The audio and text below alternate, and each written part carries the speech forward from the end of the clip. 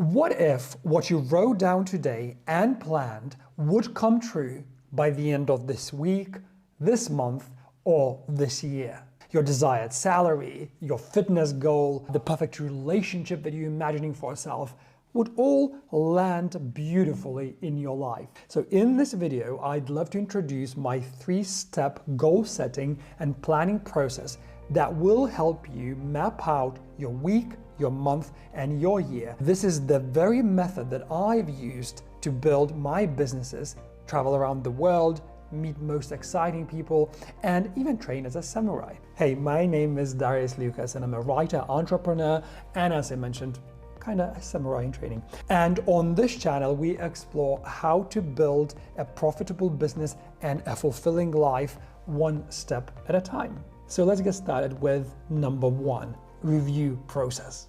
I think a lot of people think that planning and goal setting is all about the future because, that's what goal setting or planning implies. We plan the future, not the past. But I think this is the critical mistake that a lot of people make because you can't really move into the future without having revisited your past. So whenever I plan my week or my month or my year, I always start by investigating the past, by revisiting and reviewing the passing week, the passing month, the passing year.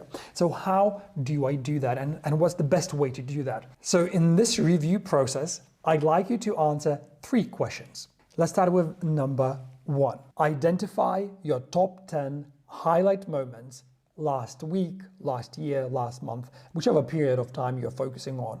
And this is where you just simply write down top 10 moments, events, things that occurred that really stood out for you, that were good, that you were proud of, that you enjoyed, that really shaped that period of time in your life. So take a few moments to do that. Once you've mapped out your top 10 moments, you want to then go into question number 2. What did you struggle with? What were your challenges? Once you identify at least 5 of those, they help you plan for your future. They warn you as to where you might trip over, or they might encourage you to seek for help, to get some resources before you go into the next year, the next month, or the next week. And this might be anything from, for example, not being really good at finances and maybe getting an accountant, to knowing that your relationship is not going quite well and maybe deciding to go to couples therapy. So challenges and struggles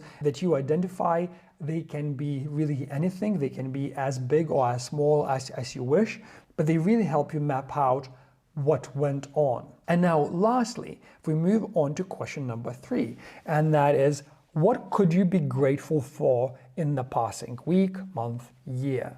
And as cliche as it might sound, I think it's very important to go into this whole goal setting and planning stage with the sense of gratitude, with a sense of knowing that whilst you had some challenges, there were many things that really went well. There were many things that really added joy to your life that you can actually be proud of. So do not skip this question and really go over identifying those 10 things that you could be grateful in the period of time. So let's write that out. Before we move on to goal setting and planning section, if you are liking this video, click like and click subscribe, because then you enable me to be making more of these awesome videos. And now we move on to number 2, goal setting and planning your week, your month, your year. I really like to start planning and goal setting without having a very strict structure. This is because a lot of the time, if we take a notebook and we go, okay, so I want to plan out my week and what are my goals and what do you want to achieve, and you start writing, and then so to-do list gets endless, and then you get paralyzed with that. The other way is that you open your notebook and you have no idea what to write. So in order to avoid all of that and to make planning and goal setting much more integral, much more wholesome, I propose grabbing your notebook and spending 10 minutes free writing, freestyling, brainstorming what you want to be focusing on in the given period of time. You want to be writing out all your ideas and projects and goals and to-dos. For example, if you're planning your week, might include doing your laundry as well as going on a date or starting this new project or closing this deal. You're not trying to organize it.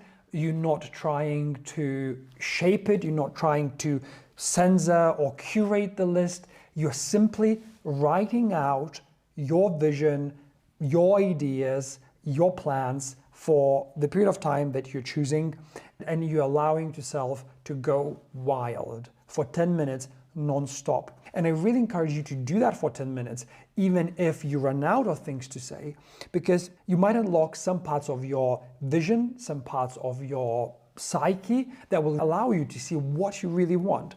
Now, once you've done that, I'd love you to read what you've written, just spend some time with it, and come up with a theme. Because what you'll often see that once you are reading what you came up with, there will be some key themes. Now, if you then derive a particular theme and write it down, you can even write it down in super big letters, that allows you to focus your mind and focus your brain on this particular theme in your year, in your week, in your month. And because you've already mapped it out, you've already written out what your week would ideally be, or your month, or your year, you condensed it into a theme now. So just by remembering that theme, you will be able to recall the rest of your vision. So read through what you've written and come up with a theme. And before we move on to question number 3 within goal setting and planning section, I just want to quickly address something. Some people would say, could you give me an example of a theme? Because there are so many themes. So for example, I think it was a few weeks ago, I did this exercise and I was rereading what I wrote, and I saw that I kept repeating this particular project over and over and over and over again. That was a no-brainer for me. That was the title of the project. A few months ago, the word Mexico kept coming up over and over and over and over again, and I was like, holy cow, this is exactly what I want to do. I want to go to Mexico. I then got in touch with some friends right after and I said, let's go to Mexico. We went a few months later. That theme will dictate what you need to do. So the theme can be anything, and it usually becomes the most important thing for you at a given time. Now we move on to question number 3, break down your goals in the goal setting and planning section. First, what I'd like you to do is to go over your list and your brainstorm session that you had and underline the key goals. Underline the key things that you want to have accomplished. Once you've done that, go into the next page, then divide your page into 4 if you're planning your year or your month. Because if you're planning your year, you want to divide it into 4 quarters. If you're planning your month, you divide it into 4 weeks. If you're planning your week, you can even divide it up into 7 sections day by day.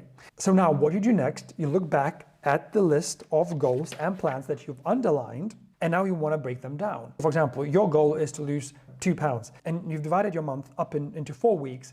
You can really map out what happens each week for you to be able to achieve that goal. So week number 1, you might write in that you are starting your gym workouts. Week number 2, you might add in some yoga sessions or some cardio, jogging or swimming. You really map it out step by step. If it's a project that you are focusing on the next year, and you divided your sheet of paper into 4, think how this project will then evolve in those 4 quarters. What will you have achieved by the end of quarter 1, by the end of quarter 2? We really want to be breaking that down very incrementally. Usually it will be much smaller goals in a sense that you can probably execute them within a week or within a day. As you see, what we've done here, we first brainstormed, came up with a vision. We then gave a theme to that vision, and then we've broken down that vision and those particular goals into actionable steps. And we've come to part 3, commit to conduct. And by the way, if you enjoyed this framework and this planning process and you want to learn more how to plan your week, how to plan your year, how to plan your month, consider checking out my 21-day Plan Your Best Year challenge. There is the link below. Just check it out, see if it resonates with you, and join. Otherwise, this framework is more than enough for you to complete your planning process. So, commit to conduct. Most resolutions and most plans, unfortunately, fail, or we never quite follow through with it. And the reason for that is not because we are not good enough or we are incapable of achieving them. It's often because we do not have the time with ourselves to check in on our progress. For example, if you have a pilot flying to Mumbai, India, you'd have the pilot constantly checking the flight path. They would have assessed the flight path, and then they would have constantly checked the flight path all along their journey just to make sure that they actually land. Well, this is very similar to our plans and to our goals and to our future trajectories that we mapped out for ourselves. So what I often do, I use this tool that I call a boardroom meeting. And once a month or once a week, depending on how often you want to do this process, sit down with yourself at a designated place and time. For me, it's 5 p.m. on a Sunday, where you pull out all your plans, all your strategies, and all your goals, and you ask yourself, how am I doing? How am I tracking along all of these plans that I've set out for myself? And this is the time where you write about it, where you strategize, where you assess. This is the time where you might decide to change course, where you might decide to drop a certain project and pick up another project, where you might decide to tweak your plans and your goals and the numbers that you're trying to hit in terms of your fitness goals or your business goals or your relationship goals. So this is your time. You're committing to conduct time, because that time really allows you to make sure that you are actually following through, that your plan is no longer something that you've written a month or a year ago and it's sitting in your desk, but it is an active document that is being revisited, that is being revised, that is being consulted, that is being followed. So the only thing you have to decide now is what day of the week or a month you are sitting down with yourself to conduct your boardroom meeting. As I said before, mine is 5 p.m. on the last Sunday of the month. For you, it might be every single Sunday or every third Wednesday of the month. It's up to you, but designate the place, the time, and a date, and know for sure that this is when you are having your meeting. This is when you are committing to your plans, to your dreams, to your future. So commit to conduct. Drop down in the comments below when you're planning to hold your boardroom meetings with yourself. So here it is, and I really hope that this 3-step process will help you live out your best week, your best month, and your best year. See you in the next video.